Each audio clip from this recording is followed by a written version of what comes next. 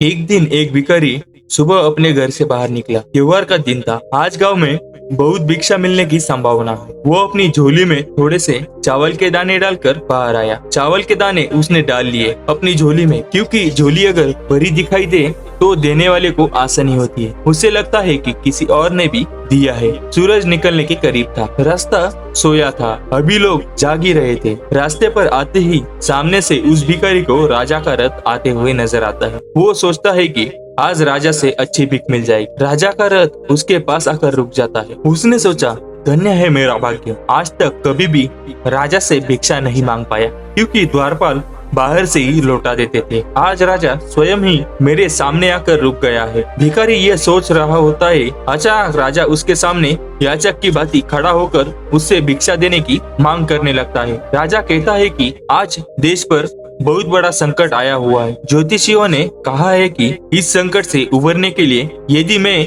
अपना सब कुछ त्याग कर एक याचक की भांति भिक्षा ग्रहण करके लाऊंगा तो इसका उपाय संभव है। तुम आज मुझे पहले आदमी मिले हो, इसलिए मैं तुमसे भिक्षा मांग रहा हूँ। यदि तुमने मना कर दिया तो देश का संकट टल नहीं पाएगा, इसलिए तुम मुझे भिक्षा में कुछ भी दे दो। भिखारी तो सारा जीवन मांगता ही आया था, कभी देने के लिए उसका हाथ उठा नहीं था। भिखारी सोच में पड़ गया कि ये आज कैसा समय आ गया है। एक भिखारी से भिक्षा मांगी जा रही है और मैं मना भी नहीं कर सकता। बड़ी मुश्किल से एक चावल का दाना निकालकर उसने राजा को दिया। राजा वही एक चावल का दाना लेकर खुश आगे भिक्षा लेने के लिए चला गया। सबने उस राजा को बढ़ बढ़कर भिक्षा दी, परंतु भिखारी को चावल के दाने के जाने का गम भी सताने लगा। जैसे तैसे शाम को वो घर आया। भिखारी की पत्नी ने भिखारी की झोली पलटी की तो उसमें उसे भीख के अंदर एक सोने के चावल का दाना नजर आया। भिखारी की पत्नी ने उसे जब उस सोने के दाने के बारे में बताया तो वो भिखारी छाती पीटने लगा। जब उसकी पत्नी ने रोने का कारण पूछा तो